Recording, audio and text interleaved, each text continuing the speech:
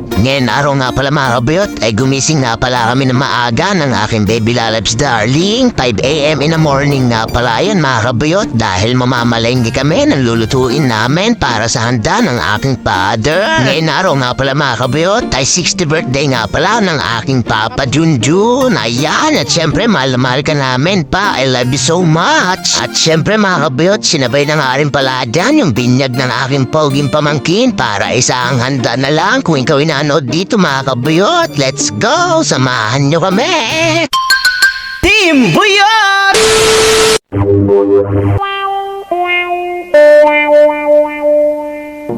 Yun ho, isang magandang umaga sa inyo mga kabuyot. Ayan nga pala kami ng aking baby lalabs darling. Ay maaga nga pala kami nagising upang mamalengke kami ng aming mga lulutuin. Grabe mga kabuyot, sobrang sarap sa pakiramdam nga pala talaga pag ganito ka aga nagigising. Parang fresh na fresh yung katawan mo. Yung mga oras na yan mga kabuyot ay nagmamaneho na nga pala ako sa aking Lamborghini. Papunta na nga pala kami dyan ng aking baby lalabs darling sa may bagong palengke ng Olongapo City. Naaalala ko tuloy mga kabuyot, nagbebenta pa kami ng barbecue ng aking baby lalabs darling. Ganyan nga pala kami kaaga na igising. At ganyan din kami kaaga nagtatrabaho pang magawa ng barbecue. Pero ngayon mga kabuyot, naigising na nga pala kami ng alas 10 ng umaga. Grabe, sobrang tanghali na rin. Kaya sabi ko nga pala sa sarili ko mga kabuyot, ay maaga na nga pala ako maigising dahil sobrang sarap din sa pakiramdam kapag maaga na igising at sobrang dami ko rin na nakagawa. Hayaan nyo mga kabuyot, pag nagkaroon ulit ako ng puhunan ko mga kabuyot, ay babalik na pala ako sa pagtitinda ko ng barbecue para naman maaga na ako naigising. At syempre para naman na-challenge namin ang aming buhay. Sayang naman yung ilang oras na hindi namin ginagawa. Kaya sa matulog kami, may magbabarbecue na lang kami ng aking baby lalabs darling.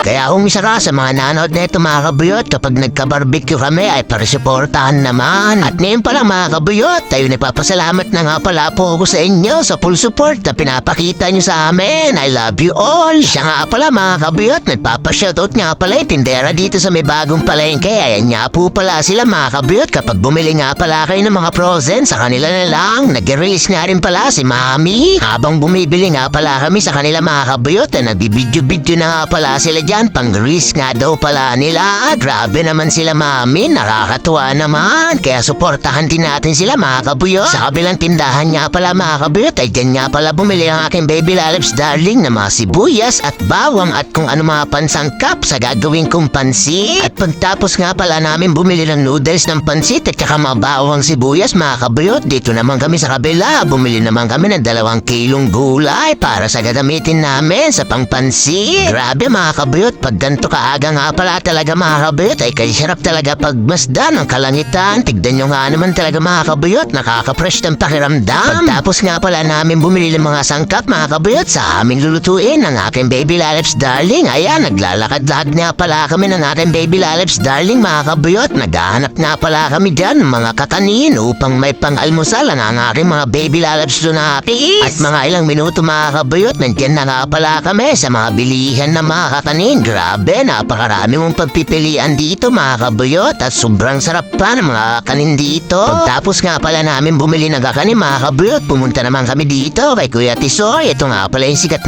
na palabukan dito sa may bagong palengke at napakasarap din neto. Promise mga kabuyot, tikman nyo. Tapos nga pala namin bumili dyan mga kabuyot, ay naisipan na nga pala namin ang aking baby lalabs darling na umuwi na kami dalawa. At syempre, shoutout nga po pala kay Daddy Orly, yung nakakulay pulang motor. Good morning po sa iyo Daddy Orly. At ayan mga kabuyot, patuloy na nga pala kami naglalakad ng aking baby lalabs darling dun sa may pinagparkingan namin ng aming Lamborghini. At syempre, karga-karga ko na nga pala lahat ng mga pinamili namin dyan mga kabuyot. Napakaraming pansit nga pala na binili namin. Siguro mga 6 na balot yung binili namin dyan mga kabuyot. Kaya sod na naman, busog na naman ang mga itik mamaya. At isang mabilisang transition nga pala mga kabuyot. Ayan na nga pala kami ng aking baby lalabs darling. Agad-agad na nga pala kami nakauwi at sinalubong pa nga kami dyan ng aming alagang aso na si Mocha. At tignan nyo nga po pala ang aming mga baby lalabs junakis, ay ang sarap pa ng mga tulog nila dyan. At syempre, ginising na nga rin pala namin sila dyan mga kabuyot para makapag-almusal almusal na sila at para may laman na yung kanilang mga tiyan. At pagtapos nga pala niya mga kabuyot ay agad-agad nga pala akong nagluto niyan mga kabuyot. At para maluto agad, para mamaya wala na akong iisipin. Siya nga pala mga kabuyot, alam niyo ba na ayan ang aking specialty, ang pansit. Alam niyo ba ang Tagalog ng specialty mga kabuyot? Ang Tagalog nga pala ng specialty mga kabuyot ay importanteng kape. Sana all importante ka sa kanya. Ooh, di wow. Pagtapos ko nga pala magluto dyan mga kabayot ay agad-agad nga pala kami pumunta ng aking baby lalabs darling sa may bakanting lote dahil dyan nga pala gaganapin ang 60th birthday ng aking Papa Junjun at binyag ng aking gwapong pamangkin. At syempre mga kabayot, nandyan na nga po pala ang aking buong pamilya mga kabayot. Dyan nga po pala sila nagluto ng kanilang mga lulutuin at syempre shoutout din po pala kay Mami Mel. At dito naman sa may bandang gilid mga kabayot, dito naman naghihiwa ang aking mga brother. Ayan nga po pala sila. At ito naman ang aking isang brother mga kabayot ay nag-uugas na nga pala ng pansahog sa may kapsuy. Grabe mga kabayot, sobrang fresh naman ang gulay na to. Mas fresh pa sa akin, sana all.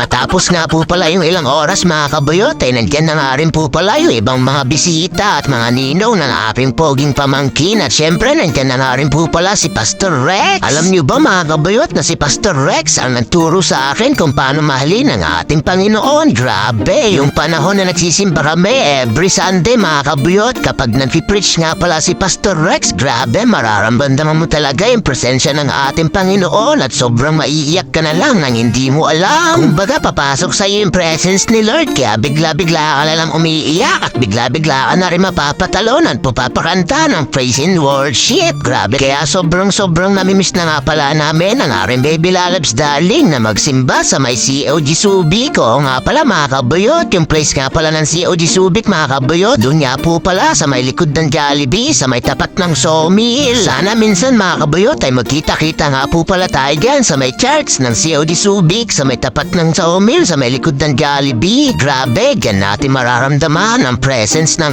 ating Panginoon. At yung mga oras din mga kabayot ay dinededicate na nga pala ang pamangkin kong pogi dyan upang maging baptized na siya ng born again. At syempre, pinapipray na nga rin po pala ni Pastor Rex ang ating poging pamangkin at si Papa Junjun na syempre yung loteng kinakatayuan namin. Siya nga po pala mga kabayot, nagpapasalamat nga po pala ako kay Ate Andrea, yung may-ari ng lote. Grabe, sobrang bait po sa amin yan ni Ate Andrea. Maraming pong salamat sa iyo Ate Andrea. More blessing to come. Maraming pong salamat sa tulong sa aking magulang Ate Andrea. I love you so much. Siya nga po pala mga kabayot, si Ate Andrea nga rin po pala ay naghanda kay Papa. At kami namang magkakapatid mga kabayot ay nagluto nga rin po pala kami ng aming mga kanya-kanyang rekado para naman medyo marami yung handa ng aming Papa. At syempre Papa, pagpasensyaan mo na nga pala yan yung aking munting regalo sa iyo at sana magustuhan mo yan. So paano ba yung mga kabayot? Tara, kantahan na natin si Papa.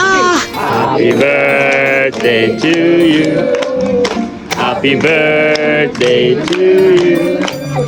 Happy birthday, happy birthday. Happy birthday to you. Happy birthday to you.